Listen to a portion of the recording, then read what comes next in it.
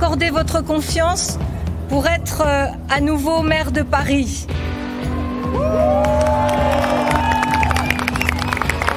Je veux remercier l'ensemble des citoyennes et des citoyens qui se sont déplacés aujourd'hui, malgré la crise du coronavirus, ainsi que toutes celles et tous ceux qui se sont mobilisés pour que cette élection puisse se dérouler dans les meilleures conditions.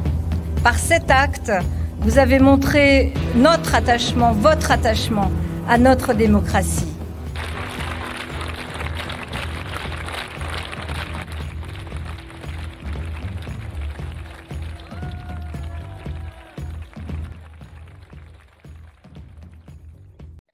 Baik, terima kasih Gita Kusuma selaku pembawa acara kita yang paling cantik di pagi hari ini ya.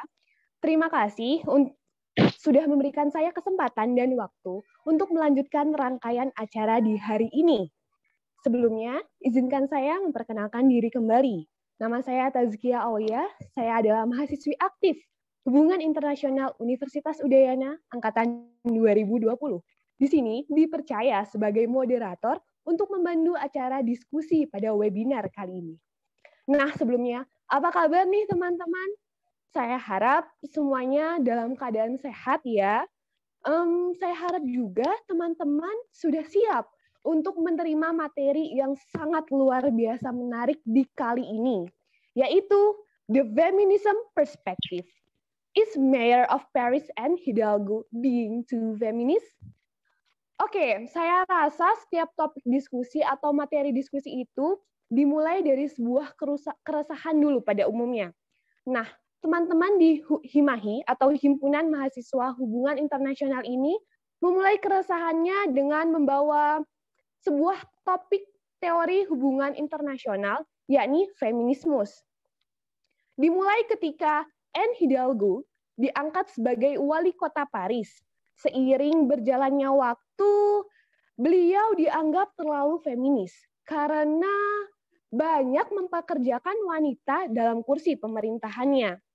Bahkan, beliau dituntut sebesar 90.000 euro atau sekitar 15 miliar jika dirupiahkan. Nah, tuntutan tersebut dilayangkan karena Anne dianggap telah melanggar Suffragette Law yang bertujuan untuk mewujudkan kesetaraan gender di dalam pekerjaan. Nah, teman-teman, dari narasi di atas, mari kita kulik sedikit dengan dua pertanyaan mendasar. Yang pertama, jika dikaitkan dengan teori feminismus dalam ranah keilmuan hubungan internasional, bagaimanakah sebenarnya hubungan internasional melihat kejadian ini? Nah, yang kedua, apakah memang betul kejadian ini merupakan sebuah masalah yang besar? Atau bahkan bukan masalah sama sekali? Nah, pertanyaan-pertanyaan tadi tentunya bukan saya ya yang menjawab, karena kita pada kesempatan kali ini ditemani oleh dua pembicara yang sangat luar biasa. Izinkan saya untuk memperkenalkan beliau-beliau yang hebat ini. Yang pertama, ada Ibu Jessie Ismoyo, MSI.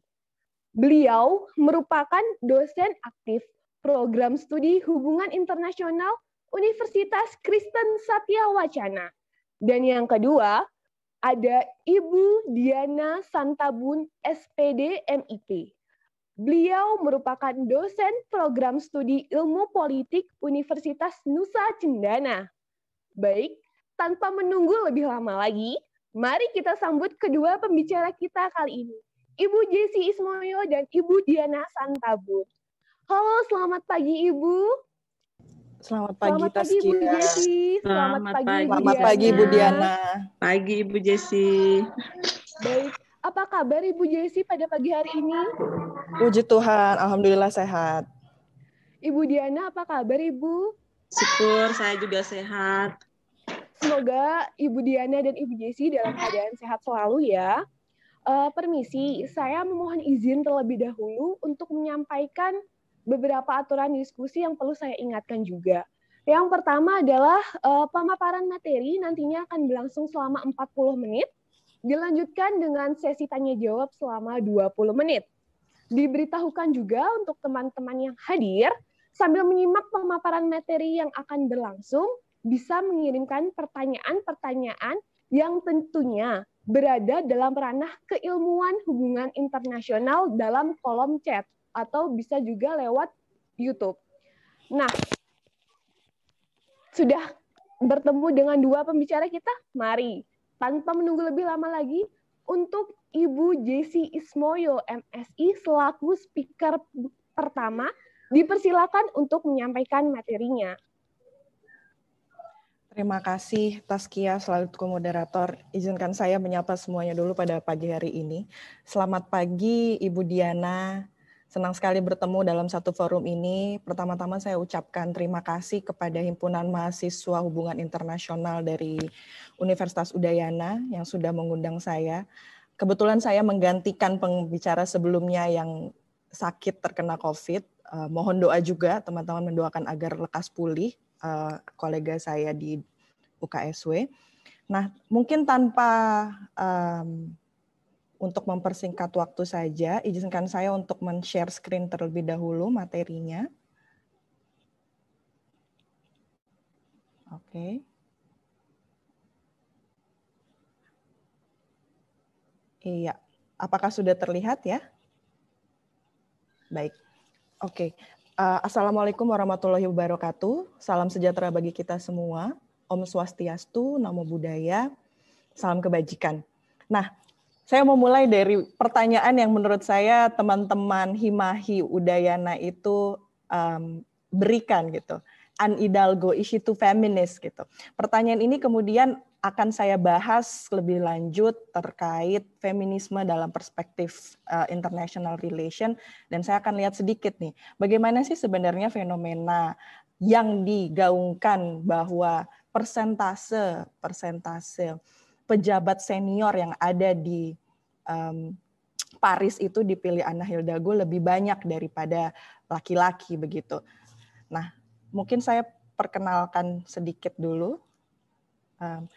Saya dosen di HI-UKSW, latar belakang saya S1 saya French Studies dan S2 saya European Studies di Universitas Indonesia. Begitu.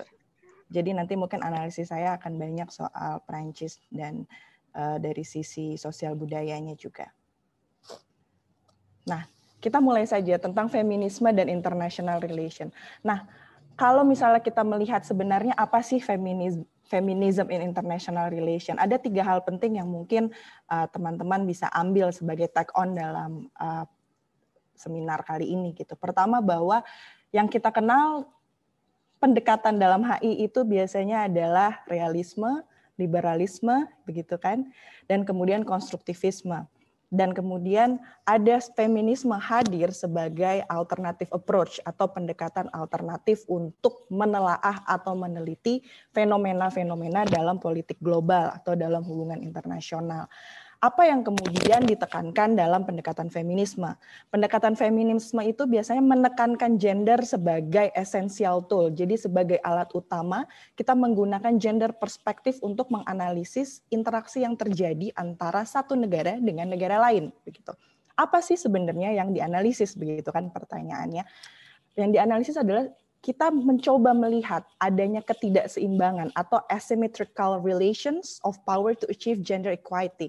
Jadi kalau ditanyakan 3 poin saja yang diingat teman-teman. Apa sih yang digunakan, apa sih gunanya feminisme dalam kajian international relation? Yang pertama itu untuk memperlihatkan pentingnya peran perempuan yang selama ini terbelakang dalam kajian HI. Yang kedua adalah untuk melihat bagaimana caranya untuk mencapai gender equality dan gender equity. Yang ketiga kemudian bagaimana kemudian mengungkap ketidaksetaraan kekuasaan yang terjadi dalam relasi-relasi antar negara gitu. Itu dulu, nanti kita akan diskusi lebih banyak. Nah, saya kemudian akan memulai dengan satu kutipan juga dari Simone de Beauvoir. On ne n'est pas femme, on le devient. Artinya adalah kita tidak dilahirkan sebagai perempuan, tapi kita menjadi perempuan.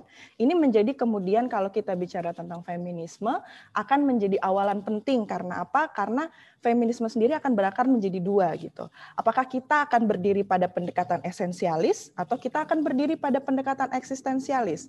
Ketika kita berdiri, kita bicara soal feminisme sebagai sebuah pendekatan esensialis, kita tidak akan bergerak pada nosi bahwa gender itu sifatnya natural gitu. Atau yang kita kenal sekarang gender itu hanya terbatas 2 gitu kan, laki-laki dan perempuan.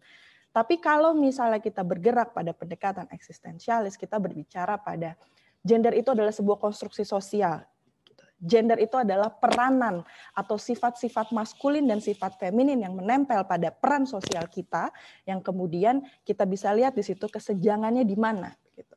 Relasi kuasanya di mana. Saya memulai dari situ dulu.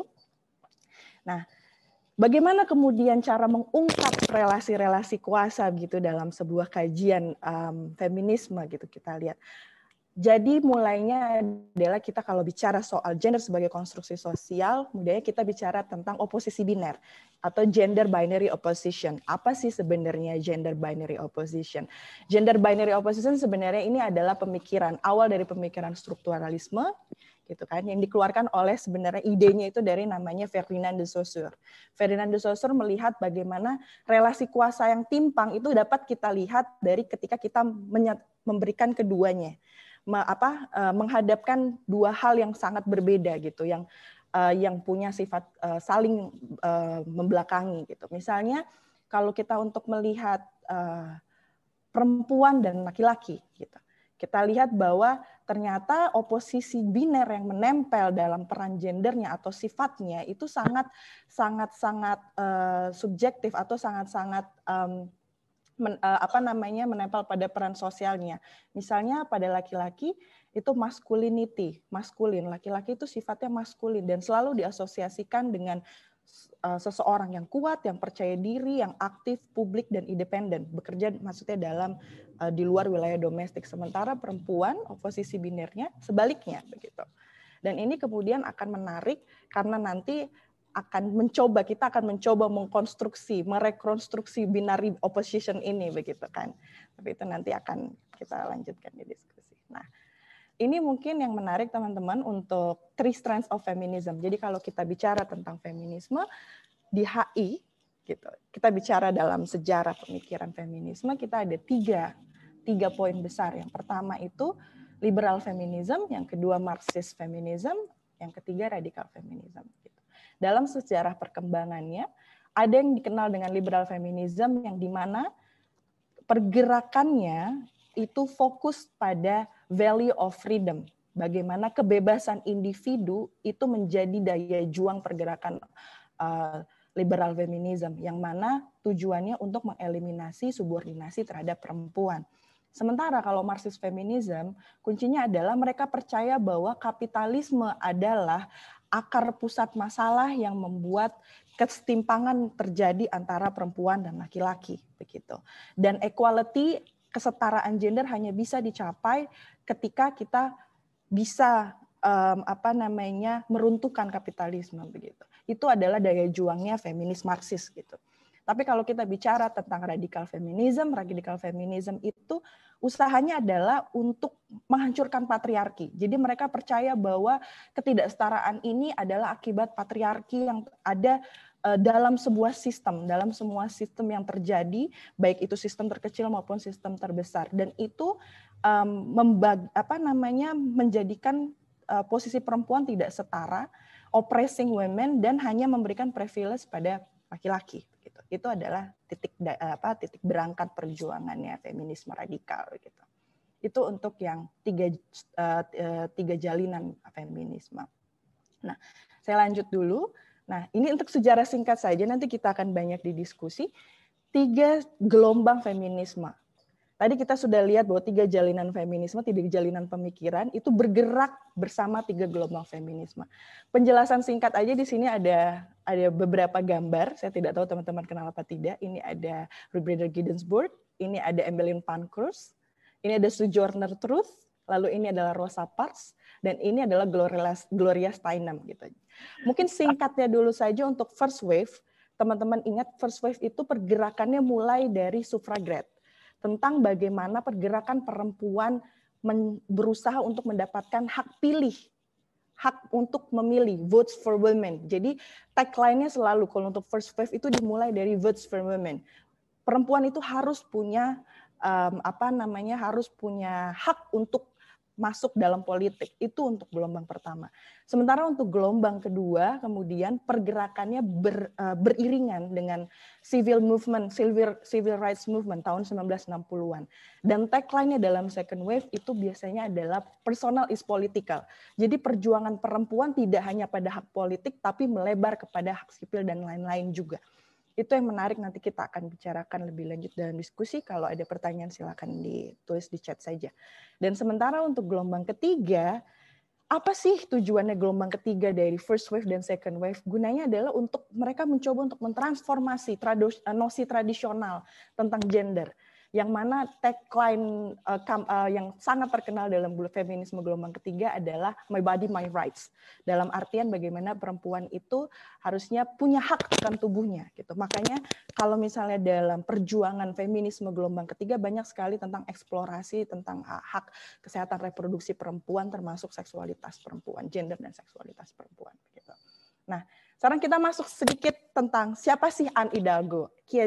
Anne Hidalgo. Mungkin ada 3 hal yang perlu teman-teman ketahui. Pertama, dia adalah Mayor of Paris gitu, Madame la Maire de Paris. Dia sudah dari 2001 sampai 2014 gitu kan, dan kemudian dipilih lagi gitu, pada 2014 sampai saat ini. Nah, kalau misalnya dari partai, dia dari Parti Sosialis, jadi Partai Sosialis.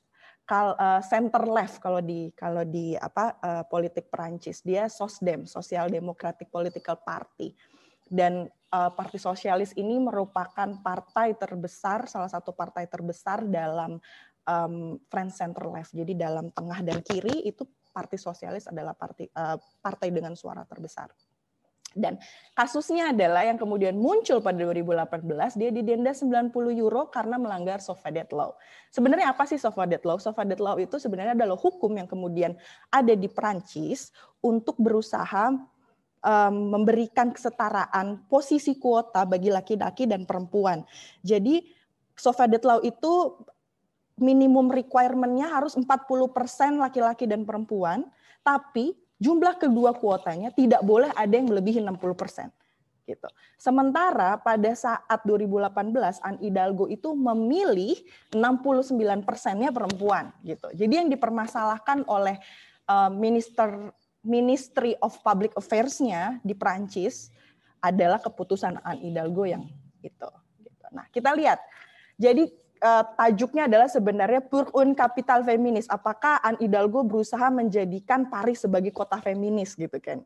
Tajuknya seperti itu. Kita lihat apa reaksinya Anne Hidalgo sebenarnya. Saya minta teman-teman baca yang sebelah sini aja. Gitu. Jadi dia bilang, this fine is absurd. Even more, it is unfair, irresponsible, and dangerous.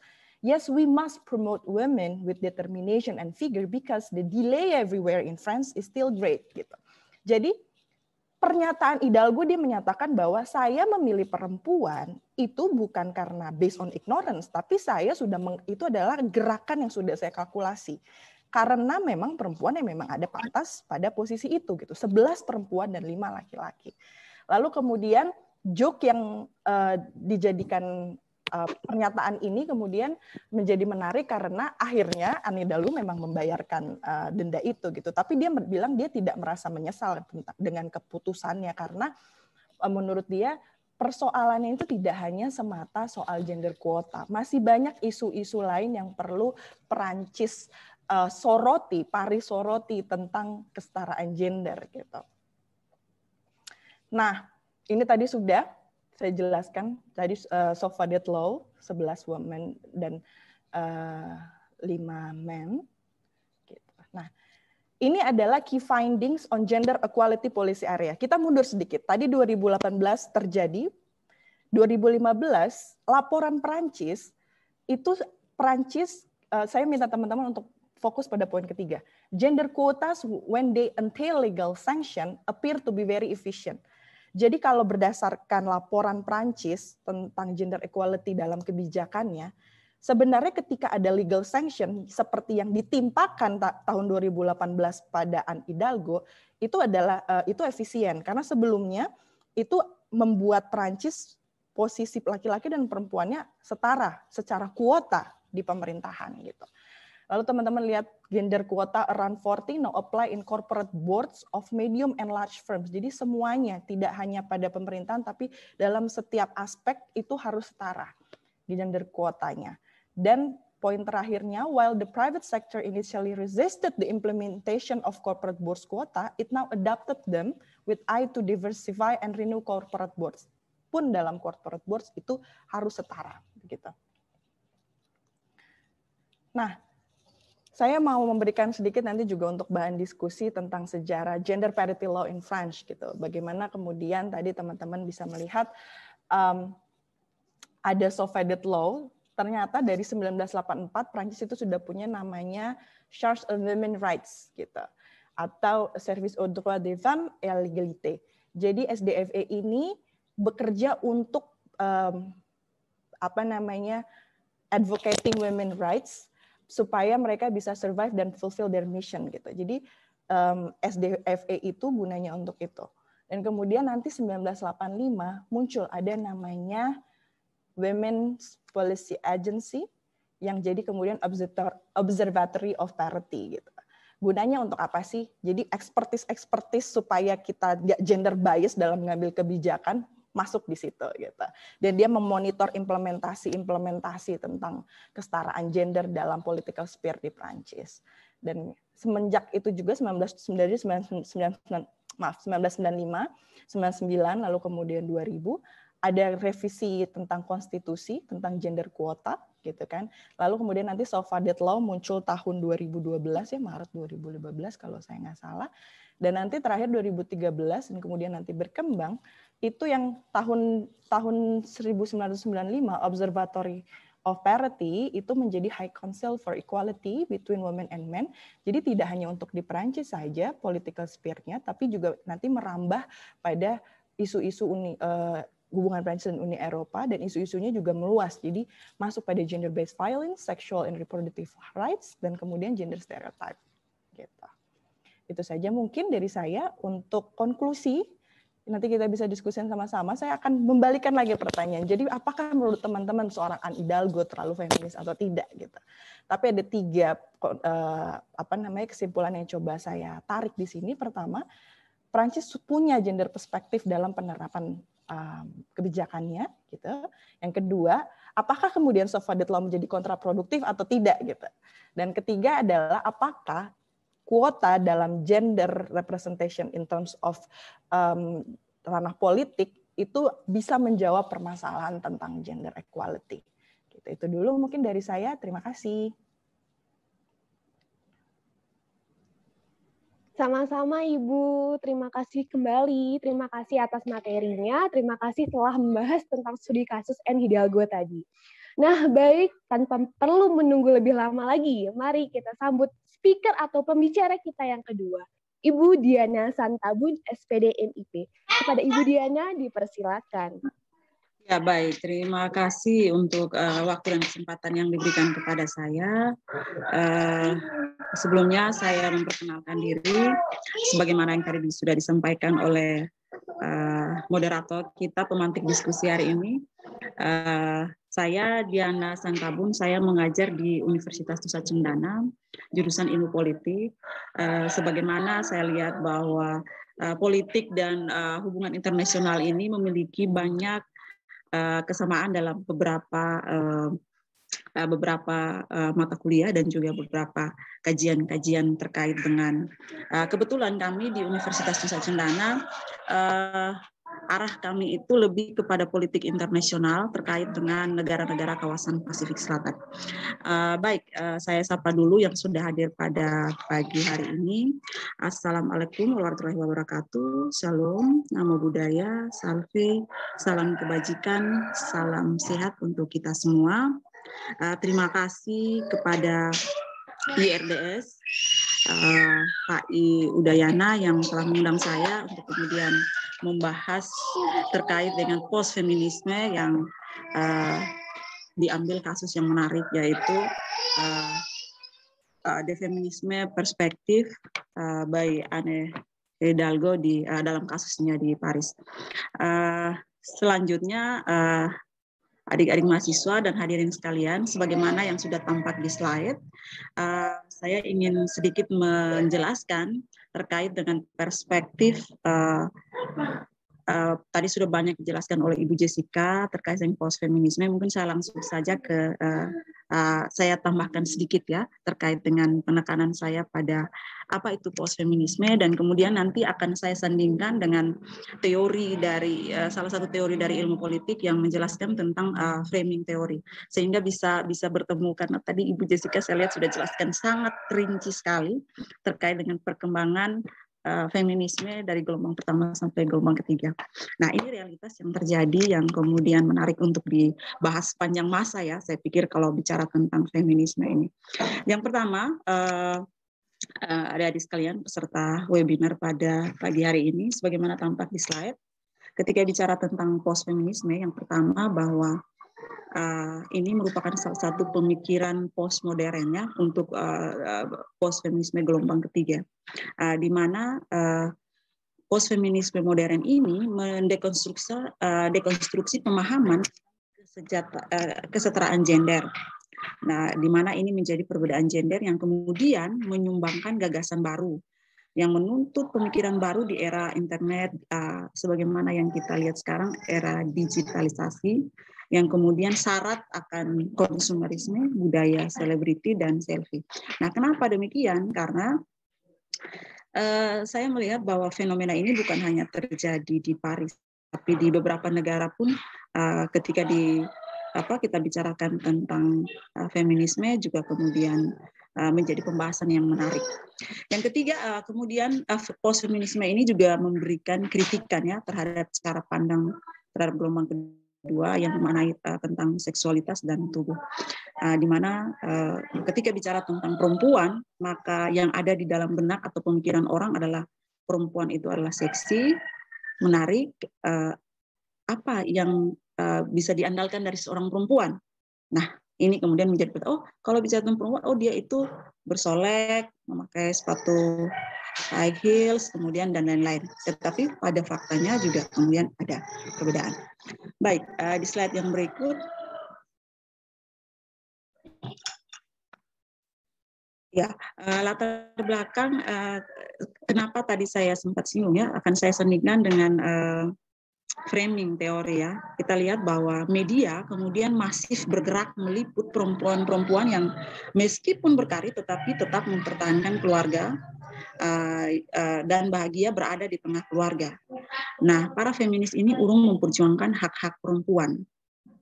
Kenapa media lebih memblow up atau lebih mengedepankan isu-isu terkait dengan ketika perempuan maju atau ketika perempuan menjabat sebagai pejabat publik, baik itu eksekutif, legislatif maupun yudikatif.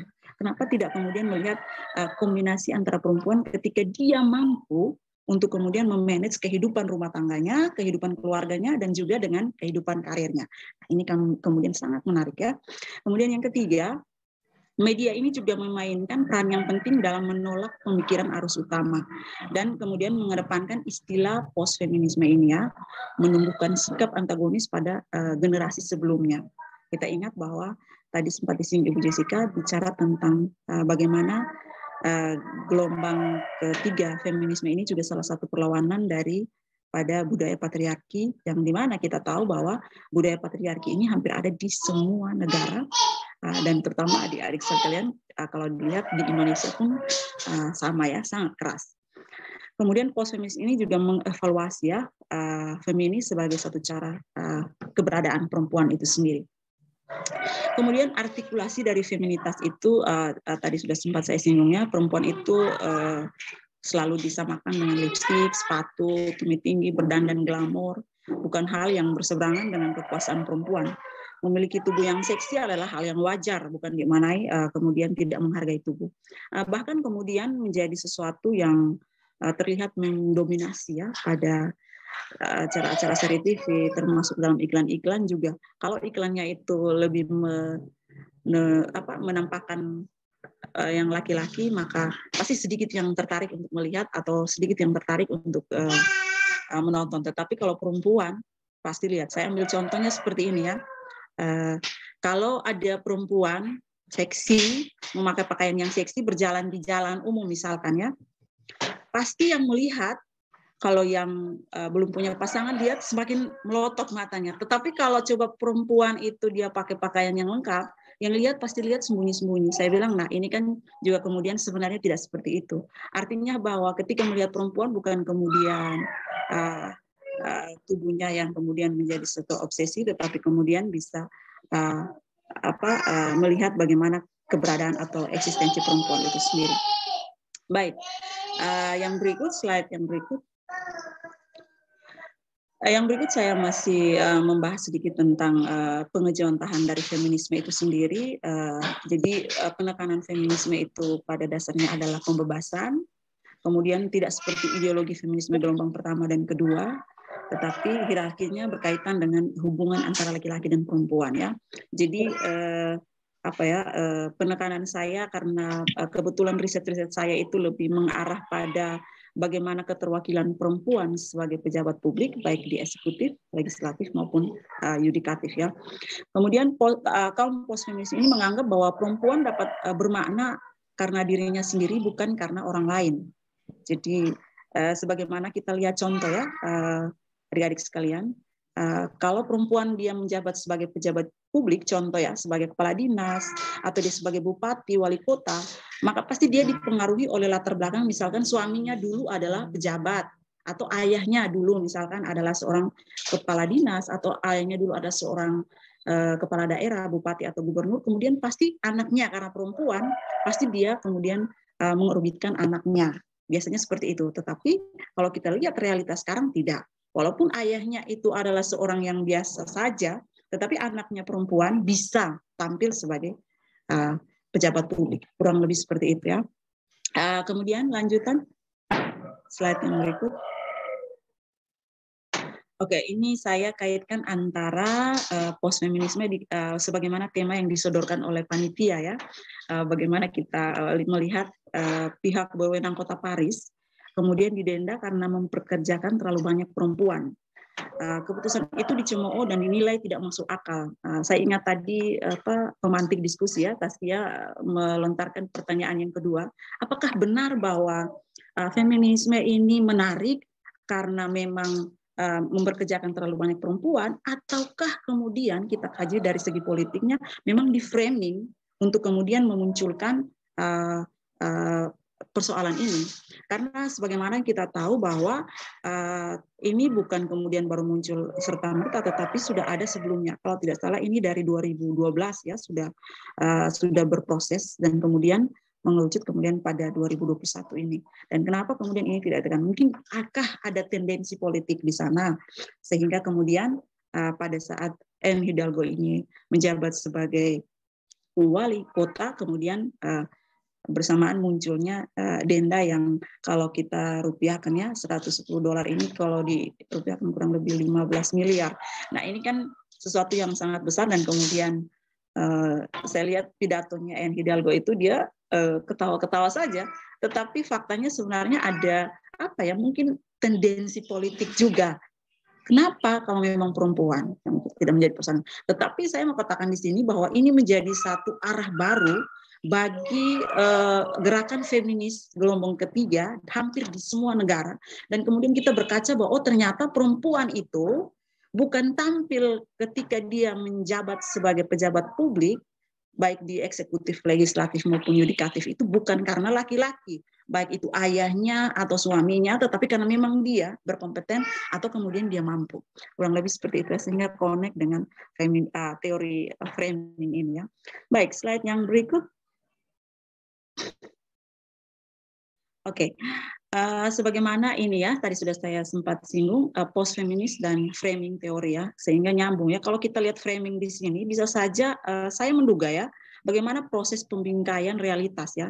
Jadi semua peristiwa baik individu, kelompok dan lainnya dilakukan oleh media. Jadi kembali lagi bahwa pada feminis gelombang ketiga ini peran media juga kemudian sangat kuat untuk kemudian blow up berita pemberitaan ini ya, dan kemudian tapi saya pikir ini bagus ya, nanti di slide yang berikut saya tunjukkan ya fenomena yang baru di Prancis yang saya lihat bagaimana ketika bicara tentang struktur feminis di sana, kehidupan sosial budaya perempuannya yang kemudian menurut saya banyak juga terjadi ketimpangan sosial. Misalkan terjadi diskriminasi, kekerasan terhadap perempuan yang kemudian terselubung.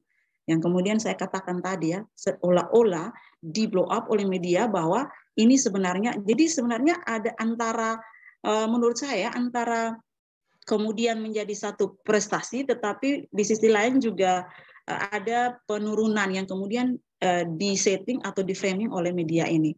Jadi kalau kita bicara tentang keseluruhan daripada realitas politik khusus feminisme di Paris, ya sebenarnya antara fakta dan kemudian di-framingkan juga menurut saya. Baik, pada slide yang berikut. Ya, ini ya analisis saya yang pertama ya. Saya melihat dari websitenya Rusian TV ya. Dia mengatakan bahwa ternyata banyak sekali terjadi kekerasan terhadap perempuan di sana.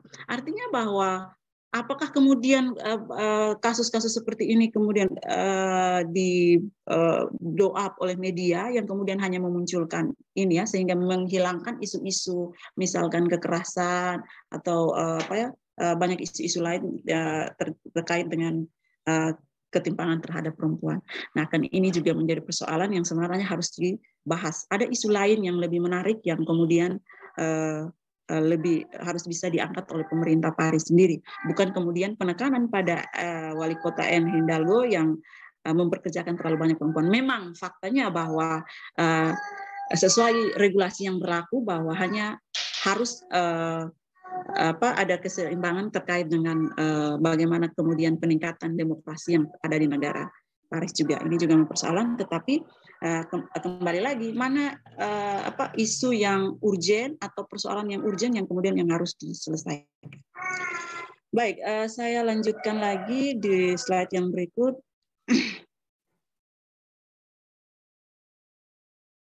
Ya, analisa yang kedua terkait dengan gerakan-gerakan post-feminis ini juga menjadi kontroversi ya, karena tidak sealur dengan standar nilai masyarakat dan agama.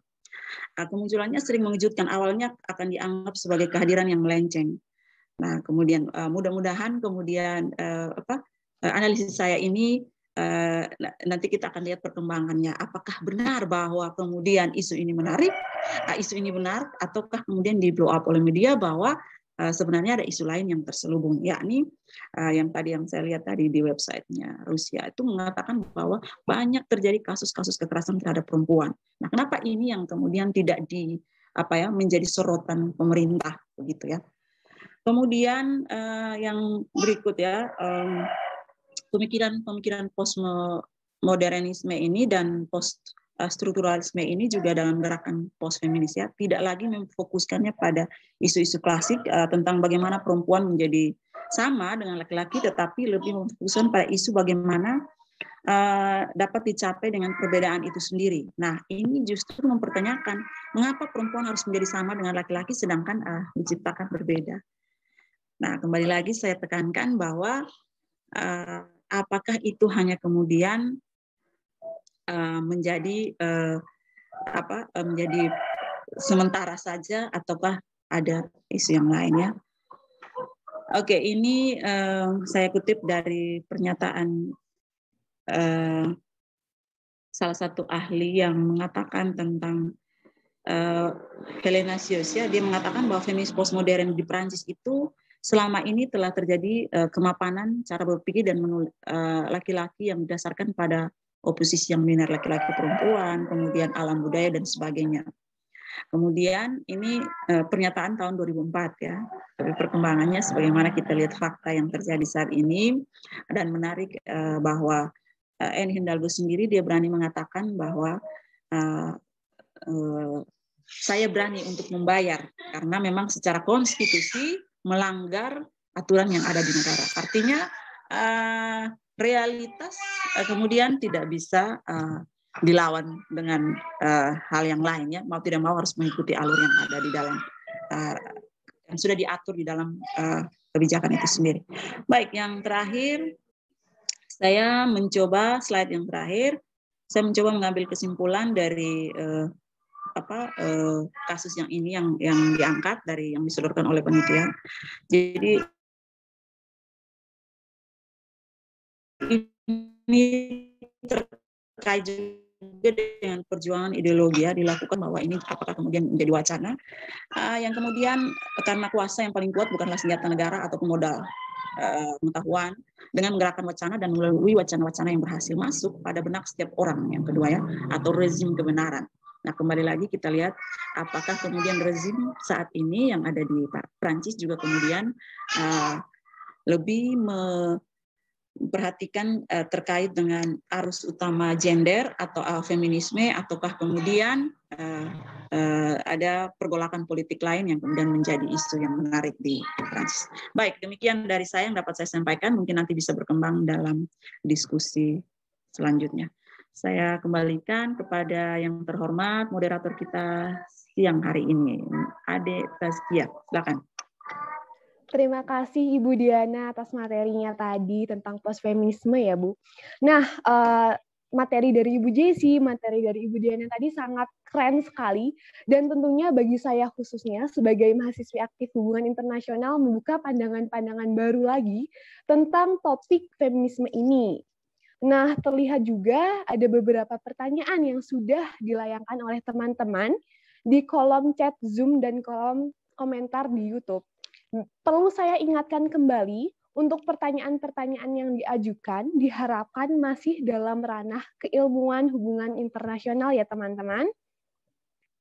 Oke, kita tunggu beberapa saat dulu untuk beberapa pertanyaan yang akan dipilihkan oleh panitia untuk disampaikan kepada Ibu Jessi dan Ibu Diana selaku pembicara pada kesempatan kali ini.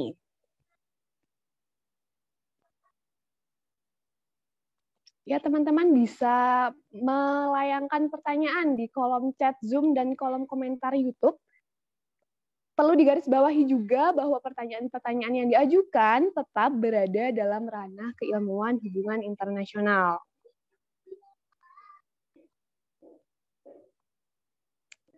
Baik, di saya sudah ada beberapa pertanyaan yang mungkin saya coba layangkan dulu kepada kedua pembicara kita. Yang pertama, ada pertanyaan dari Evelyn Kemala Azahra.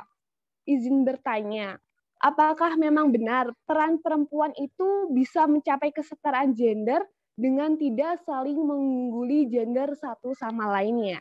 Mungkin kepada Ibu Jessi Ismoyo bisa menyampaikan tanggapannya terhadap pertanyaan yang baru saja saya tanyakan ini. Terima kasih Tazkia. Tadi pertanyaannya saya ulang ya. Bagaimana caranya gitu ya perempuan bisa mencapai kesetaraan gender dengan tidak saling mengungguli. Saya sambil baca juga mengungguli gender satu sama lain gitu. Nah, mungkin jawaban saya dengan mengkontekskan pada Anne Hidalgo, saya juga tadi sempat scrolling beberapa pertanyaan juga sempat bertanya yang sama. Konsep bahwa pengunggulan antara satu gender dengan yang lain itu kan adalah konsep berpikir biner ya, di mana yang satu harus mengakukan yang lain. Nah, saya mau tarik sedikit dalam, kalau kita bicara soal aspek international relation gitu ya, kita bicara soal aspek apa saja yang bisa dikaji dalam hubungan internasional, kita kan bicara tentang state, kita bicara tentang actor, kita bicara tentang security. Misalnya dari actor, konsep mengungguli satu sama lain kan adalah konsep yang biasa dipakai perspektif liberalisme dan realisme, di mana aktor itu harus berpikir rasional dan konsepnya adalah self-maximizing. Apa sih yang state bisa lakukan untuk mendapat keuntungan yang state inginkan atau yang actor itu inginkan gitu kan. Jadi kalau kita bergerak dalam konsep pemikiran itu, kita tidak bisa mengimplementasikan perspektif gender atau perspektif feminisme dalam analisis berikutnya begitu.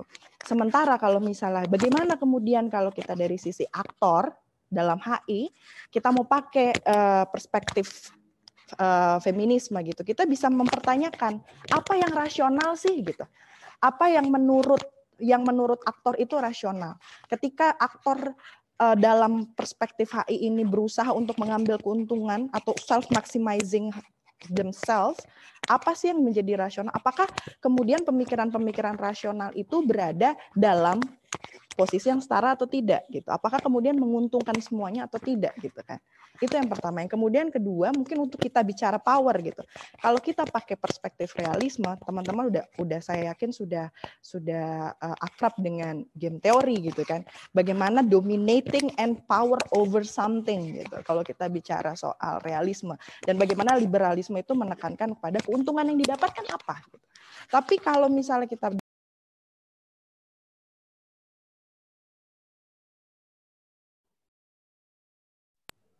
dari tadi saya bicara mute ya?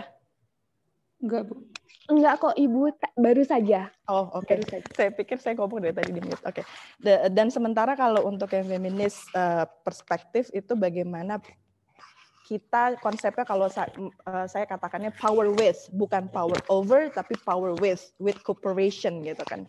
Itu yang bisa dilakukan. Dan kemudian konsep yang tadi saya katakan dasarnya berangkatnya dari apa state sih? Kalau yang realism dan liberalism itu kan dia berangkat bahwa man is sovereign gitu. Sovereign, kedaulatannya adalah man is sovereign gitu. Tapi kalau misalnya dari perspektif feminism kita bicara kalau posisinya perempuan dilihat bahwa perempuan butuh dilindungi untuk mencapai kedaulatan, itu kan sudah tidak setara. Harusnya kan women is sovereign gitu. Tapi kalau women needs protection of sovereign, itu kan jadi tidak setara gitu.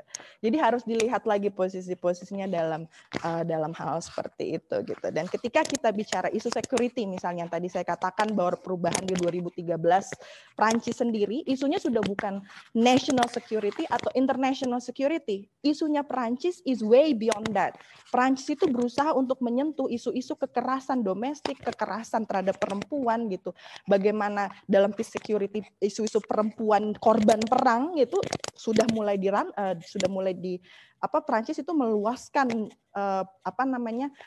perlindungannya atau misalnya perspektif foreign affair-nya gitu kan, hubungan luar negerinya dalam perspektif itu, tidak lagi pada perspektif yang realis atau yang liberal gitu. Itu yang menarik ya mungkin. Jawaban saya segitu dulu, nanti bisa ditanya kembali. Baik, terima kasih Ibu Jessi. Saya juga ingin mendengar pendapat Ibu Diana terhadap pertanyaan pertama tadi. Kepada Ibu Diana, saya persilakan. Iya, baik. Terima kasih pemantik diskusi Adik Taskia ya. Saya rasa begini ya, ketika kita bicara tentang bagaimana kemudian perempuan itu bisa mencapai kesetaraan tanpa harus saling mengungguli dari satu jenis kelamin atau lain sebagainya. Ini kan kita masih bicara pada tataran teori-teori yang kemudian ketika kita sandingkan dengan realitas yang terjadi di lapangan atau di masyarakat, saya pikir ini hampir terjadi di semua negara ya. Tadi ada juga saya singgung dengan ada beberapa penanya yang menanyakan apakah kemudian yang di Paris itu juga menjadi satu arah baru kebangkitan daripada feminis isu kesetaraan gender di semua negara. Saya pikir iya ya, bisa menjadi salah satu isu penting untuk kemudian menjadi menarik untuk kemudian dibahas ya. Nah, persoalannya adalah kesetaraan gender ini kemudian harus dilegalkan dalam satu regulasi atau aturan. Nah, ini yang kemudian mampu mengikat atau kemudian menghantar masyarakat atau orang pada khususnya untuk dapat berbuat sesuai dengan aturan konstitusi ini.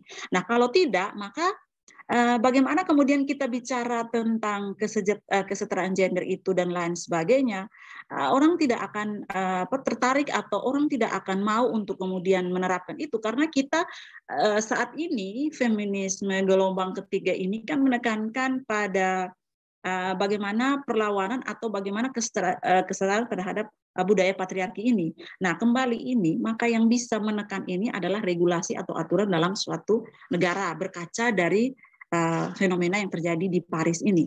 Nah, oleh karena itu, penekanan saya adalah adik-adik sekalian bisa melihat contoh di Indonesia ya, bagaimana kemudian perempuan bisa masuk atau terakomodir dalam partai politik, contohnya ya.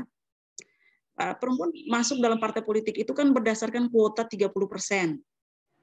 Nah, kuota 30% ini kan saya pikir juga sebenarnya diskriminasi terhadap perempuan. Kenapa demikian? Kok mau masuk partai saja pakai kuota-kuota segala? Tapi parahnya lagi, kalau tidak ada aturan kuota 30%, maka tidak ada perempuan yang bisa masuk dalam partai politik ataupun bisa terakomodir sebagai pejabat publik. Indikator suatu negara, sama halnya juga di Paris ya, suatu negara itu dikatakan demokrasinya maju atau dikatakan negaranya maju apabila adanya sirkulasi kepemimpinan yang harus berdasarkan terakomodirnya perempuan, gender, berdasarkan gender itu, ya kan?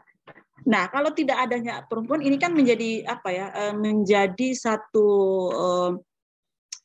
penegasan kepada negara bahwa negara belum mampu atau negara belum bisa kemudian mengakomodir ini. Ini kan menjadi persoalan besar. Nah, ketika negara belum bisa mengakomodir perempuan, nah ini menjadi persoalan. Nah, ironisnya lagi di Paris ini, menurut saya ini suatu kebangkitan. Tetapi saya selalu penekanan seperti ini ya, kita masuk pada era digitalisasi ini, persaingan ya, kita berkompetisi.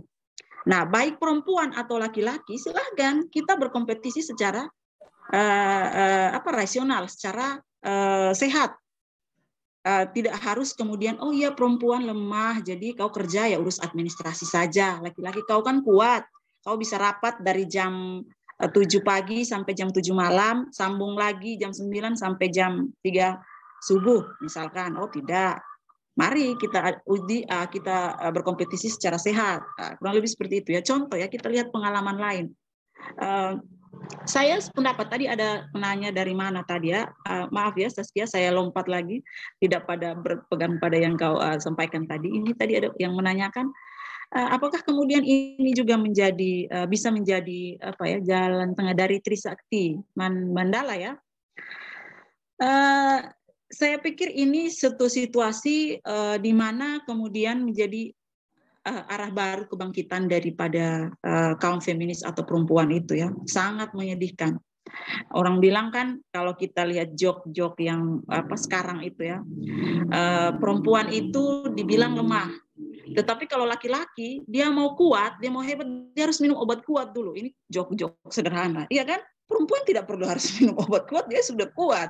Itu sederhana saja ya adik-adik sekalian. Tapi ketika disuruh untuk tampil dan maju, nah pasti dia bisa. Satu lagi persoalan diskriminasi yang saya lihat ya, makanya tadi saya di slide penjelasan saya sandingkan dengan teori framing ya. Bisa juga isu ini di blow up untuk menutup kasus-kasus terstrukturnya kekerasan yang terjadi pada perempuan di Paris. Saya penegasan seperti itu. Karena ini isu yang terbaru bahwa saya lihat banyak kasus-kasus kekerasan yang terjadi terstruktur ya. Adik-adik bisa bayangkan terstruktur itu memang sudah dilakukan dengan sangat baik, sangat rapih dan kemudian sulit untuk diketahui oleh publik. Nah, ketika sulit untuk diketahui oleh publik, bagaimana kemudian memunculkan satu berita yang kemudian informasi yang menarik yang kemudian mampu menutup persoalan ini. Nah, ini juga menjadi sesuatu bahasan yang menarik.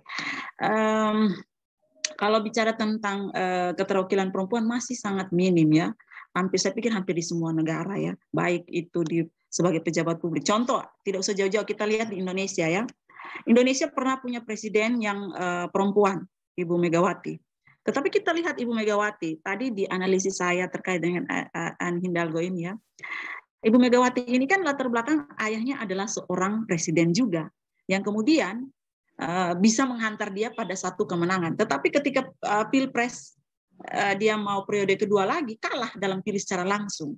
Nah ini kan menjadi persoalan, menjadi tanda tanya besar. Nah sama halnya juga ya, Mungkin nanti Ibu Jessi bisa menjelaskan terkait dengan struktur sosial budayanya, karena beliau ini kan paham sekali tentang ini.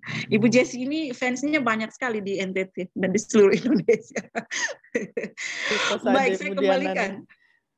Saya kemarin tuh update di itu, banyak yang komen, oh ada Ibu Jessi ya, oh iya ternyata fans. Mari Bu, silakan. Taskia, mungkin boleh saya menyambung gitu karena menarik tadi saya menambahkan untuk ada hal yang mungkin perlu diketahui ya. Tadi soalnya saya langsung tercerahkan dengan penjelasan Ibu Diana gitu tadi soal framing gitu kan.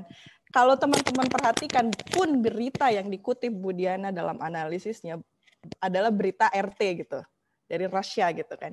Jadi kemarin ketika saya cerita saja ya, mungkin ketika saya mencoba mencari tentang Anne Hidalgo, semua berita yang dalam bahasa Indonesia itu ditranslate dari AFP. AFP itu adalah Agence France de Presse gitu. Jadi beritanya Prancis. Dan semua translate Indonesia, semua itu ambil dari AFP. Lalu kemudian saya cari semua translatean bahasa Inggris gitu. Semua mencoba mengangkat yang sama gitu. Semua yang diangkat adalah issue to feminist. Tapi teman-teman menarik ya, teman-teman tahu, di berita Prancis itu tidak ada sama sekali. Di berita bahasa Prancis itu tidak ada sama sekali. Tidak ada yang mempermasalahkan itu. Yang mempermasalahkan itu adalah kanal berita di luar Prancis gitu. Nah, itu yang jadi menarik. Jangan-jangan betul kata Bu Diana, ini adalah framing. Karena teman-teman tahu bahwa 2018 Anne Hidalgo itu dinominasikan sebagai salah satu wali kota terbaik di seluruh dunia. Dengan kebijakannya yang paling luar biasa adalah dia berusaha untuk membuat Paris lebih hijau. Jadi dia melarang cuman boleh ada di kota Paris 30% mobil. Kalian bayangkan mengubah banyak sekali hal itu. Jadi yang punya mobil tuh dari semuanya itu di satu kota kecil itu hanya 30% gitu. Semuanya naik apa? Semuanya naik sepeda gitu. Dan itu diprotes habis-habisan. Karena kebijakannya sangat urban environmentalism kan, dengan pendekatan sosial demokrat gitu. Dan nggak cuma itu aja. Kebijakan dia yang menarik itu lain adalah participatory budget. Jadi setiap arrondissement, jadi Prancis itu kan punya 18 arrondissement, dia muter ya.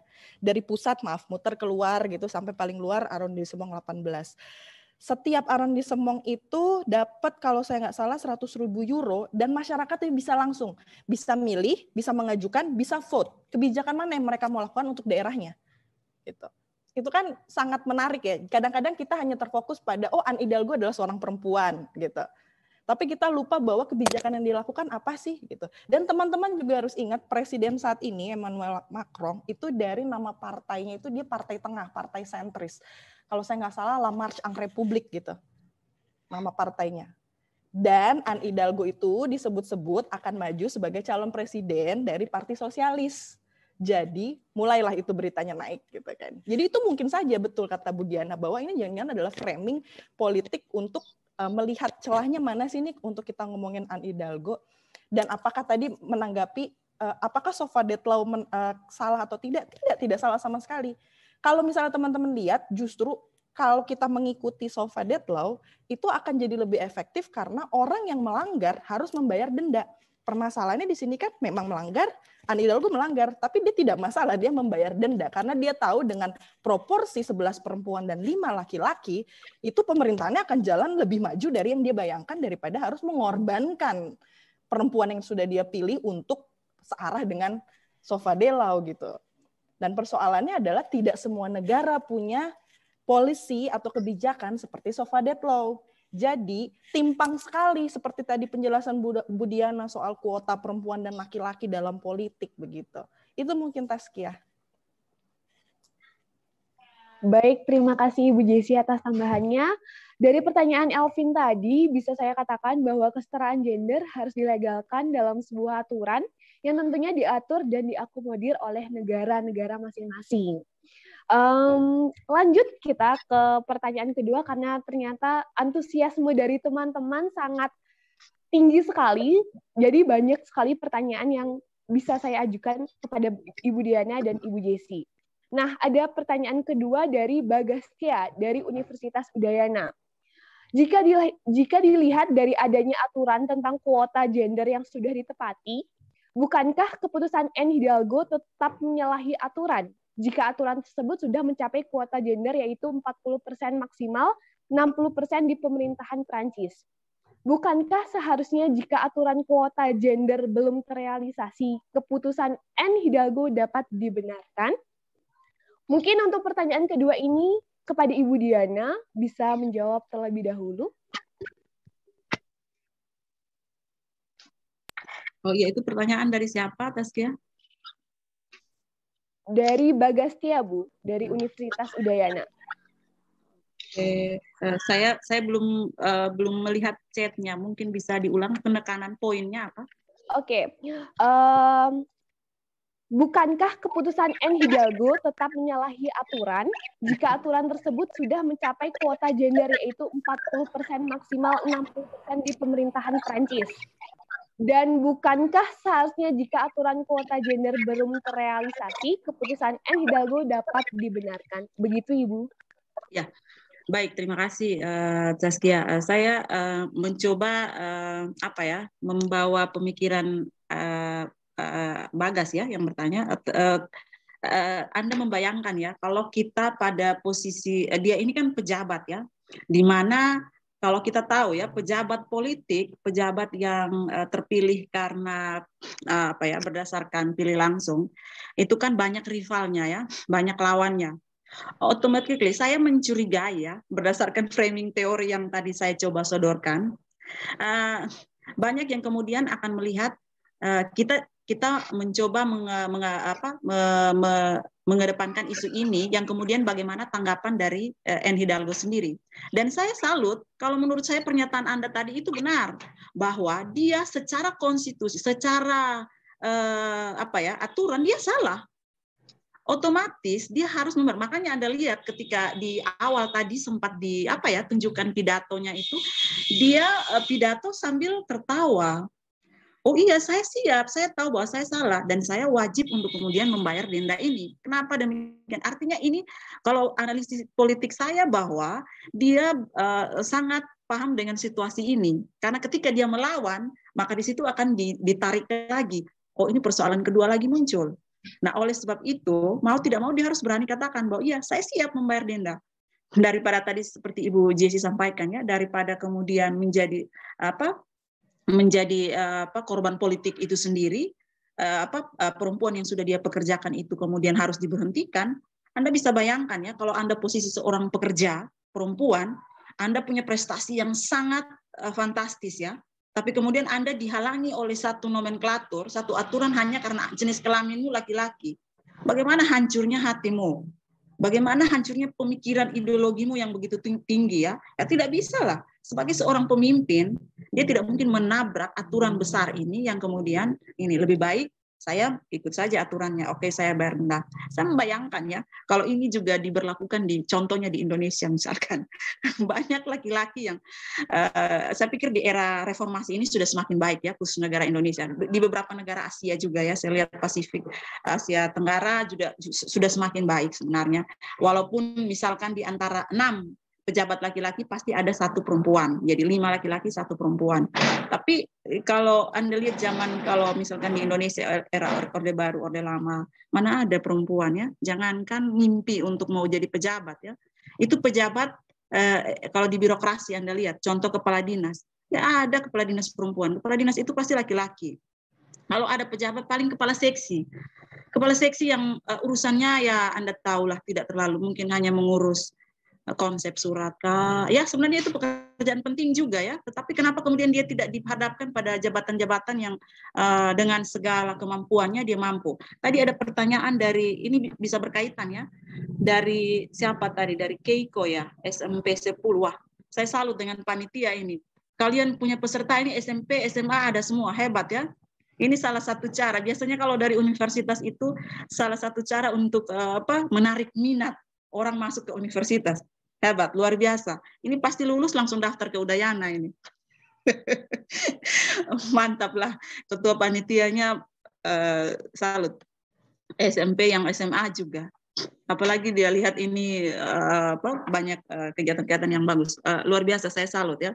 Ini mungkin pembelajaran juga nanti untuk kami, untuk saya akan sampaikan ke teman-teman, adik-adik mahasiswa yang lain. Harus seperti ini sehingga ada regenerasi. Ketika kalian mengajarkan yang baik, pasti yang berikut juga akan seperti itu. Jadi kurang lebih penegasan saya seperti itu ya, terkait dengan pertanyaan tersebut, bahwa kita tidak bisa melanggar yang namanya konstitusi atau aturan yang sudah ditetapkan negara. Oleh karena itu, sebagai seorang pejabat negara, dia mau tidak mau harus kemudian mengikuti aturan yang ada. Kalau tidak ya orang pasti akan eksekusi dia dengan persoalan yang lain lagi. Contoh ya, Anda lihat fenomena politik di negara Indonesia sekarang dengan, saya sedikit agak keluar dari hubungan internasional ya, tapi artinya ketika diframingkan teorinya bisa dapat ya. Anda lihat Presiden Indonesia ya sekarang, Presiden Joko Widodo yang mau seolah-olah didorong untuk 3 periode.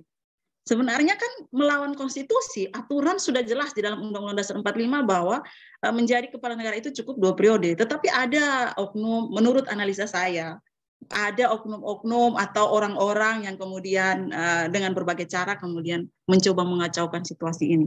Kurang lebih kalau kita berkaca pada N. Hidalgo mungkin persoalannya seperti itu. Tapi N. Hidalgo ini hebat ya. Dia tidak berani mengorbankan orang-orang yang membantu dia dengan berkorban susah payah untuk kemudian memecat. Anda bayangkan saja kalau dengan segala biasanya kalau baru lulus tuh fresh graduate, lulusan yang masih segar, masih bagus. Anda ini tamat jadi sarjana juga, mau cari kerja, diterima. Saya mumpuni bisa bekerja ini dan lain sebagainya. Kemudian karena aturan, tidak, ini aturan laki-lakinya harus 1 orang saja. Habis sudah kau punya segala intelektual, punya segala cita-cita dan lain sebagainya. Seperti itu ya? Ya tidak. Marilah ikut aturan mainnya. Itulah negara ya, saya pikir seperti itu. Memang agak sulit juga, tetapi mau tidak mau harus disesuaikan. Termasuk ini kan kebetulan saya bicara di IRDS ini banyak saya lihat tadi yang panitia-panitia ini banyak kegiatan-kegiatannya ya. Anda ini dengan segala passion yang luar biasa, ketika Anda masuk dunia kerja ya Anda akan ikut sistemnya. Tidak bisa Anda bicara keluar daripada apa yang sudah harus Anda bicarakan, tidak bisa Anda lakukan apa yang ada dalam sistem. Nah, kurang lebih kalau kita berkaca pada N. Hidalgo ini, menjawab pertanyaan dari tadi Adik tadi, Bagas, saya pikir seperti itu ya. Jadi kalau dikatakan bersalah, ya dia bersalah. Yang kedua, dia wajib membayar denda. Dan itu adalah sikap seorang politisi yang benar. Artinya dia paham benar aturan atau regulasi yang mengatur tentang feminis atau keterwakilan gender pada pejabat publik. Kurang lebih seperti itu ya. Saskia, saya kembalikan. Terima kasih banyak Ibu Diana. Dari kacamata Ibu Diana tadi sudah terlihat sangat panjang dan sangat jelas gitu kan. Nah, tentunya saya juga ingin mendengar bagaimana sih pendapat Ibu Jessi Ismoyo terhadap pertanyaan tadi. Kepada Ibu Jessi, dipersilakan. Terima kasih Taskia. Tadi sudah di-cover banyak oleh Bu Diana, saya menambahkan sedikit saja mungkin Taskia.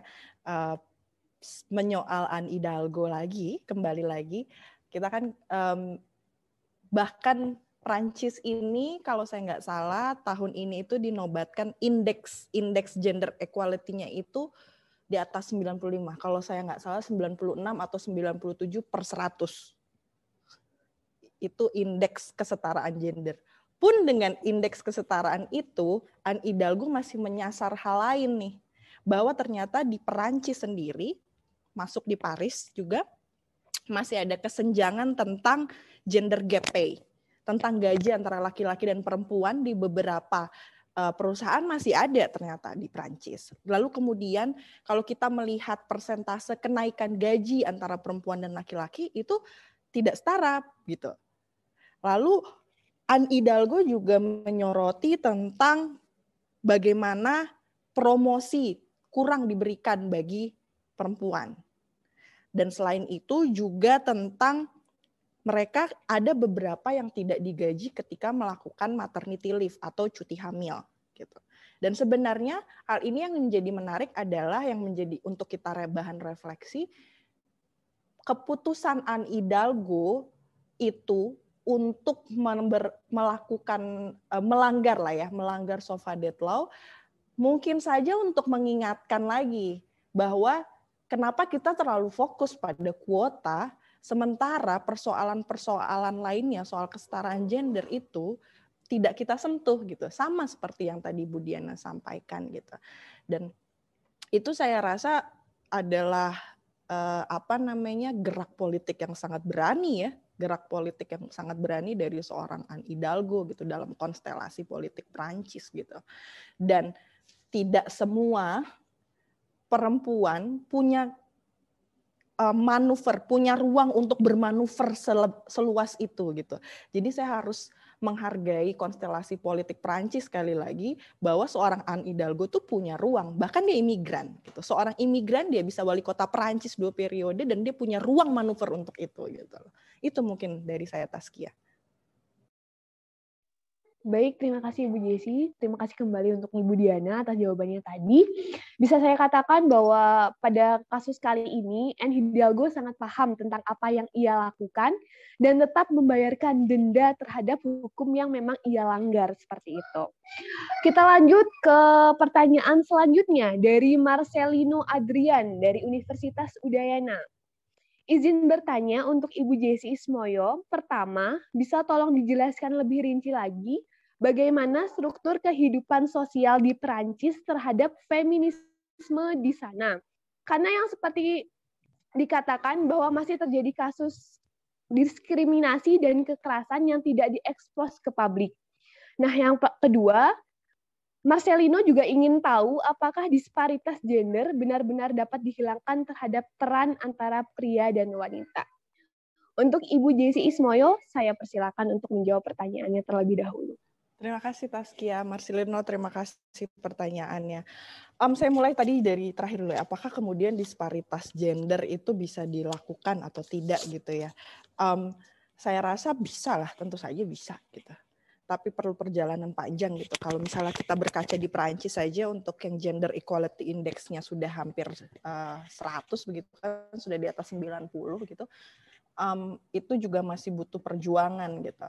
Tapi yang menjadi highlight saya mungkin ya Marcelino untuk menyoal bagaimana kesetaraan ini adalah kembali lagi kepada sebenarnya persoalan yang ada di lapangannya itu seperti apa sih gitu kan. Nah, kalau misalnya tadi bicara dari titik itu bicara bagaimana feminisme kemudian bergerak di Perancis gitu kan. Nah, kalau kita lihat tadi secara konstitusi sudah sangat mengaplikasikan gender perspektif gitu kan. Dan saya juga katakan kalau untuk bicara soal demokrasi dengan kesetaraan, Perancis itu sudah sangat baik, begitu sudah sangat aplikatif gitu. Jadi gender bias itu sangat sedikit gitu dalam kasus sosial politiknya gitu. Tapi kalau untuk kekerasan dan segala macam, saya rasa yang justru menarik adalah, jadi kalau gini, kalau kita bicara soal perempuan, itu kita tidak bisa kemudian mengkotakan perempuan hanya sebagai perempuan. Kita harus lihat identitas dia yang lain ya. Apakah dia seorang perempuan Muslim imigran, perempuan Kristen orang Prancis gitu. Karena kalau sifatnya feminisme atau kajian gender, kita harus melihat bahwa kajian ini semuanya interseksional. Dan apa yang ada di Perancis yang harus, kalau menurut saya pribadi, apa yang harus di highlight adalah bagaimana diskriminasi terjadi pada perempuan Muslim Maghribi, atau Maghribi itu adalah istilah turunan Afrika Utara begitu.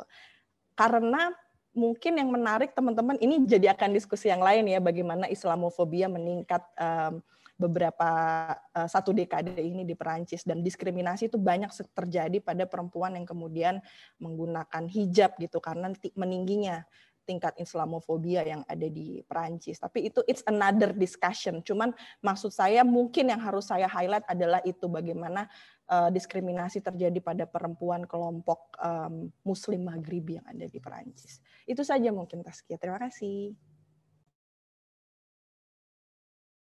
Baik, terima kasih Ibu Jessi. Mungkin saya juga ingin mendengar pendapat Ibu Diana tentang pertanyaan yang tadi telah diajukan oleh Marcelino. Kepada Ibu Diana, saya persilakan. Ya, baik. Terima kasih, Zaskia. Saya pikir ketika kita bicara tentang bagaimana kemudian ini saya kaitkan lagi, ada beberapa penanya yang kurang lebih hampir sama ya, Setia, supaya nanti tidak diulang-ulang lagi. Dari Sandiani Putri Pratiwi ya, Universitas Muhammadiyah Tangerang juga. Jadi pada dasarnya adalah realitas yang terjadi adalah dia adalah seorang pejabat negara yang kalau kita mau lihat bahwa ketika seseorang menjabat sebagai pejabat publik itu adalah suatu posisi yang sangat seksi ya, posisi yang kemudian selalu dilihat, selalu diawasi gerak-gerik dan baik ketika bicara, bertindak dan lain sebagainya. Nah, ini juga kemudian bagaimana dia mampu untuk mengontrol ini ya. Nah, kembali lagi bahwa dari Anne Hidalgo ini sendiri ya, dia kan kemudian memilih tim atau orang-orang yang bekerja di sekitarnya adalah yang kemudian solid atau mampu untuk mendukung ini pekerjaannya ini. Ini persoalan sebenarnya ya. Saya pikir saya juga kebetulan Ibu Jessi pernah terlibat dalam pemilihan gubernur. Saya menjadi salah satu komisioner dari KPU. Kami pernah ya terlibat kegiatan seperti itu. Ada indikasi-indikasi seolah-olah kita tuh merasa ditekan begitu secara tidak langsung. Ini sejalan dengan pertanyaannya siapa tadi tuh? Siapa namanya? Sandiani Pratiwi dari Universitas Muhammadiyah Tangerang ya. Seolah-olah perempuan itu tidak mampu mengambil keputusan atau membuat satu keputusan yang secara logika. Siapa bilang seperti itu? Tidak benar itu. Itu adalah kata-kata yang kemudian melemahkan perempuan itu sendiri. Penekanan saya adalah kita tampil pada era feminis gelombang ketiga ini dengan suatu perlawanan, bukan suatu perlawanan terlalu ekstrim, kita tampil dengan suatu kondisi di mana kita harus mampu untuk kemudian berkompetisi ya. Nah, ini berkompetisi. Ketika kita berkompetisi, maka yang dikedepankan adalah yang pertama skill, keahlian, yang kedua adalah bagaimana kemudian prestasi. Nah, bagaimana ketika kita berkompetisi dengan orang, mohon maaf, kualifikasinya berbeda atau di bawah daripada Anda yang misalkan lebih tinggi, kemudian karena jenis kelaminnya berbeda, alasan dan lain sebagainya. Oh, tidak bisa seperti itu. Marilah kita tampil, kemudian kita mengikuti kompetisi ini secara sehat, dan siapa yang kemudian menjadi pemenang. Kurang lebih seperti itu posisi Anne Hidalgo ini. Dan kemudian saya pikir dia tampil sebagai pribadi yang kemudian mampu menghandle ini dengan baik. Nah, ini contoh juga ya. Jadi tidak benar bahwa orang bilang perempuan mengambil keputusan tanpa logika. Bohong. Hanya laki-laki yang bisa jadi pemimpin. Wah, bagaimana kalau dia menjadi pemimpin? Misalkan contoh ya, ketika ikut lomba saja, dia kalah terus. IPK-nya di bawah terus. Terus Anda yang IPK-nya lebih tinggi dianggap tidak mampu. Wah, tidak bisa seperti itu. Dan ini pun akan berlaku ketika masuk dalam dunia kerja. Sudahlah perempuan nomor urut 2 dan lain sebagainya. Oh, saya kalau secara pribadi, saya lawan. Saya dunia kerja nih. Kalau HI ini banyak perempuan ya. Kalau politik itu, ini ada mahasiswa dari Undana juga ya yang bergabung. Rata-rata laki-laki semua. Dan di kami teman-teman saya itu laki-laki semua, perempuan saya sendiri. Di lingkup organisasi pun laki-laki semua, yang perempuan saya sendiri. Saya bilang ya mari kita berdiskusi secara logika. Kalau pendapat Anda, ide Anda lebih bagus ya monggo silahkan. Tapi kalau saya ya tidak bisa. Mari kita bicara dulu. Seperti itu ya. Kalau tidak ya sabar-sabar dulu. Artinya saya apresiasi dengan panitia ya bahwa tema ini menarik untuk diperbincangkan, dan harapan saya adalah ide besar yang diangkat oleh dari Paris ini bisa berkembang ke seluruh negara. Artinya suatu era baru di dalam feminis gelombang ketiga ini kemudian mampu untuk memberikan harapan baru bagi perempuan-perempuan. Di mana saja perempuan itu berada, ketika dia membaca atau dia melihat ini, dia merasa senang bahwa oh iya ya ternyata seperti ini. Artinya ini juga bukan kemudian mengkerdilkan atau mendiskriminasi laki-laki itu sendiri. Kembali lagi bahwa kita tampil di era sekarang ini adalah bagaimana kita berkompetisi secara sehat, dengan mengedepankan yang namanya keahlian. Kurang lebih itu penjelasan saya ya. Tadi ada yang bertanya juga Saskia tentang Indonesia dipimpin oleh laki-laki, terakhir dipimpin oleh perempuan. Ya itu kembali lagi bersaing. Tapi saya mau bilang bahwa saya ambil contoh ya di daerah saya sini di NTT. Di NTT ini saya pikir budaya patriarkinya sangat keras. Saya pernah melakukan penelitian di Bali juga ya, tahun 2013 dengan teman dari salah satu kampus di Bali. Kami menemukan bahwa ternyata perempuan itu sulit untuk terpilih sebagai pejabat, baik di politik, sebagai anggota DPR maupun sebagai bupati atau gubernur atau wali kota. Tetapi satu hal yang bisa dilakukan adalah dia bisa mensiasati sistem ini untuk tampil sebagai pemenang. Contoh ya, dengan budaya yang keras ini, budaya patriarki. Sama di NTT seperti itu. Tapi satu kebangkitan, saya lihat bahwa contoh di NTT ini, ketua DPR-nya saja perempuan. Wakil ketua DPR perempuan. Dan saya pikir di beberapa daerah juga sudah semakin maju, dan kalau kita berkaca pada dunia pun demikian ya, beberapa negara pun sama. Saya sementara dengan teman-teman itu kami melakukan penelitian di negara-negara Asia Pasifik, bagaimana partisipasi perempuan dan pemuda khusus di partai politik. Karena kalau Anda ingat perkataannya Abraham Lincoln ya, dia bilang bahwa no another ways without political party. Tidak ada jalan lain selain partai politik yang kemudian bisa menghantar seseorang pada pejabat publik itu sendiri, yaitu sebagai bupati, wali kota dan lain sebagainya. Nah, kalau tanpa seperti ini ya mau tidak mau kita harus berkompetisi, yang kemudian bawaannya juga bisa pada merubah atau mempengaruhi regulasi yang berlaku di suatu negara, ya kan? Kalau Anda tidak masuk sebagai legislatif, bagaimana bisa merubah aturan yang ada di negara? Ya dari dulunya sekarang ya seperti itu. Perempuan ya cukup 1 orang, perempuan ya cukup 30%. Jadi dari misalkan 5 anggota DPR yang akan maju, perempuannya 2 paling banyaknya selebihnya 1 orang saja. Itu pun kalau menang, tapi kalau tidak ya automatically partai dengan berkuasanya pasti mengambil alih. Nah ini kan persoalan saya pikir ya, dan ini berlaku saya pikir hampir di semua negara sama. Jadi berkaca daripada ini juga kemudian menurut saya bisa kemudian membawa satu arah baru yang positif. Tetapi kemudian ya kita lihat tadi Ibu Jessi sempat singgung tentang bagaimana posisi konstelasi politik yang sedang berlangsung di Paris, ada saling saling berkompetisi yang menurut saya ya mencari-carilah salah dan benarnya di mana, dan kemudian mengangkat isu itu menjadi. Anda lihat isu yang menarik di Indonesia ya, pada saat Ibu Megawati mencalonkan diri sebagai presiden periode yang kedua. Kenapa dia jatuh di beberapa daerah? Ada isu yang muncul, oh perempuan tidak boleh jadi pemimpin. Dicari-carilah ayat-ayat dalam kitab suci, oh ini berdasarkan ini perempuan tidak boleh ini. Sama di dalam ayat kitab suci Kristiani pun ada seperti itu. Tetapi kan ini harus kita lihat bahwa kompetisi, ketika berkompetisi ya pada era demokrasi ini kita akan mengarah pada suara terbanyak. Ya, suara terbanyak yang mana yang menang ya itu. Bukan kemudian mau dijatuhkan dengan sesuatu hal. Ini pemikiran-pemikiran yang kemudian memberatkan perempuan itu sendiri. Kurang lebih seperti itu ya penjelasan dari saya, Taskia. Saya kembalikan. Terima kasih Ibu Diana atas penjelasannya. Terima kasih Ibu Jessi juga untuk penjelasannya.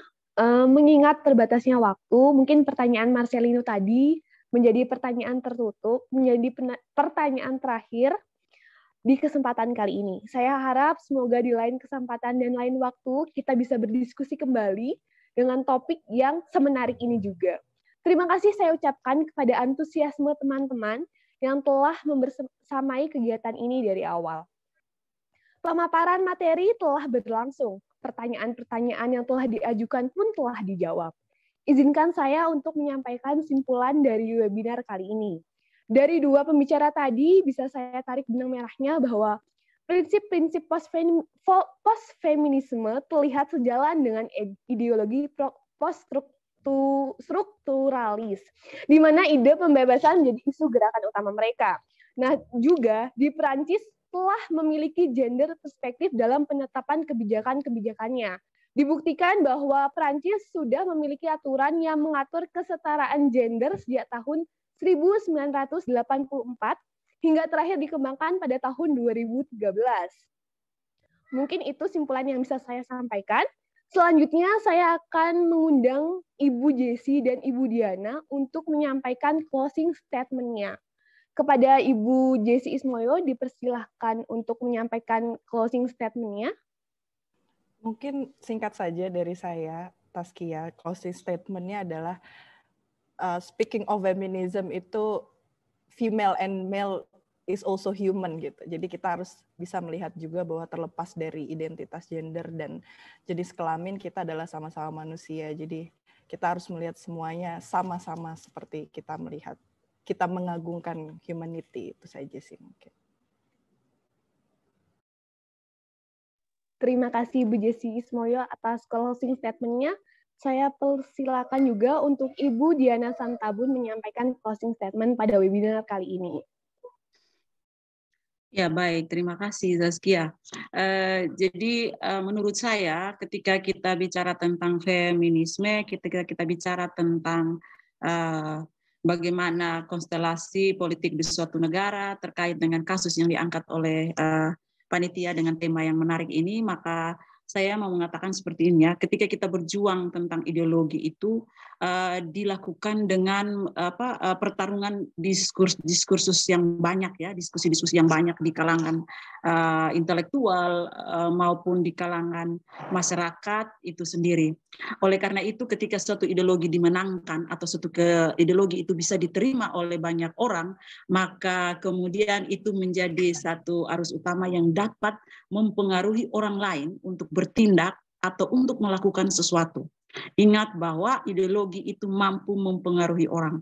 Contoh sederhana, adik-adik, ini kita bicara feminis ini adalah terlalu besar. Tetapi ketika kita bicara tentang ideologi Pancasila, yang bagaimana kemudian mampu menggerakkan orang untuk kemudian bisa melakukan atau tidak melakukan sesuatu. Yang kemudian menghantar pada satu pemahaman bahwa ketika kita bicara tentang politik ataupun kita bicara tentang arus utama dari feminis itu sendiri, untuk siapa kita berjuang, di mana, kapan, dan dapat berapa. Saya kutip teorinya Harold Laswell, bagaimana kemudian hal itu diperjuangkan dan kitanya dapat berapa. Kurang lebih seperti itu closing statement dari saya kembalikan kepada moderator. Terima kasih banyak Ibu Diana Santabun.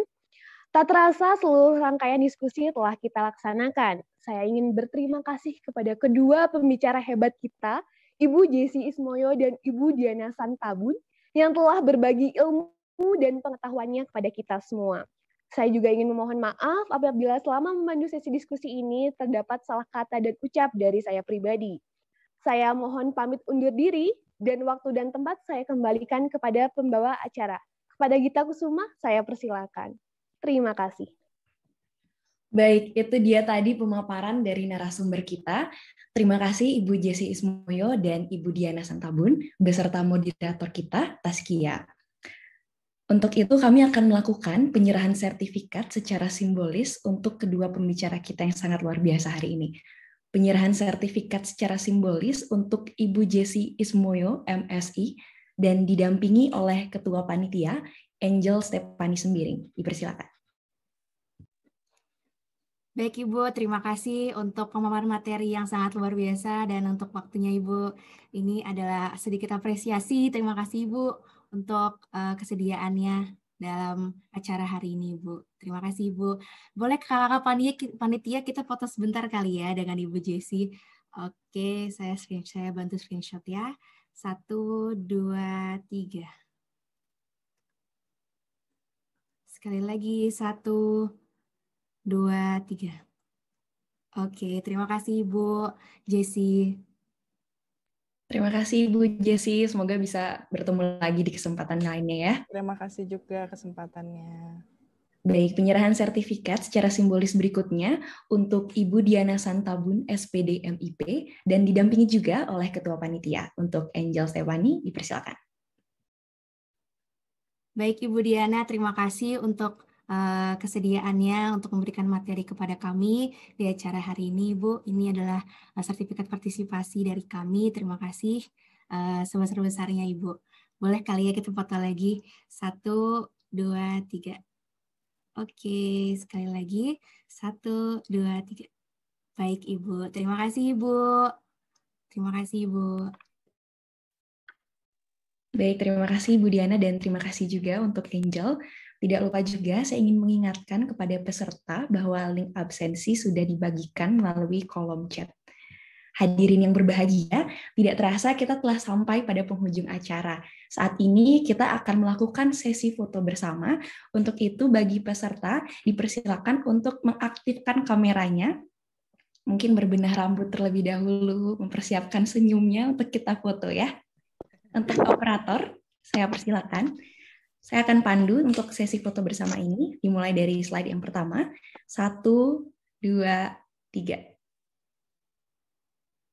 Baik, untuk slide berikutnya, teman-teman pasang senyumnya ya, karena kita tidak tahu Anda berada di slide berapa. Siapkan saja senyum terbaiknya untuk slide 2. 1, 2, 3. Baik, slide 3, karena banyak sekali pesertanya. 1, 2, 3. Untuk slide berikutnya. 1, 2, 3. Nah, ini yang terakhir ya. 1, 2, 3. Baik, terima kasih untuk peserta atas kesediaannya untuk mengaktifkan kamera dan juga mau menampilkan senyumnya, menunjukkan bahwa kalian sudah bahagia untuk mengikuti acara kita hari ini.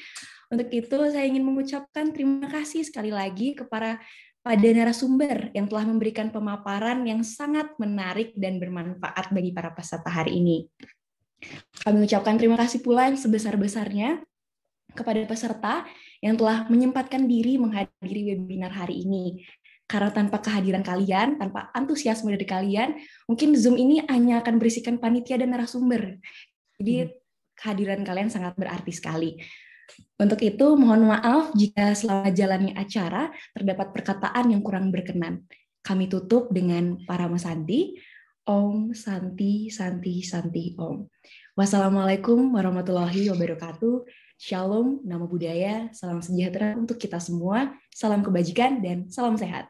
Sampai bertemu di acara berikutnya. Bagi peserta, sudah dipersilakan untuk meninggalkan ruang meeting hari ini. Terima kasih.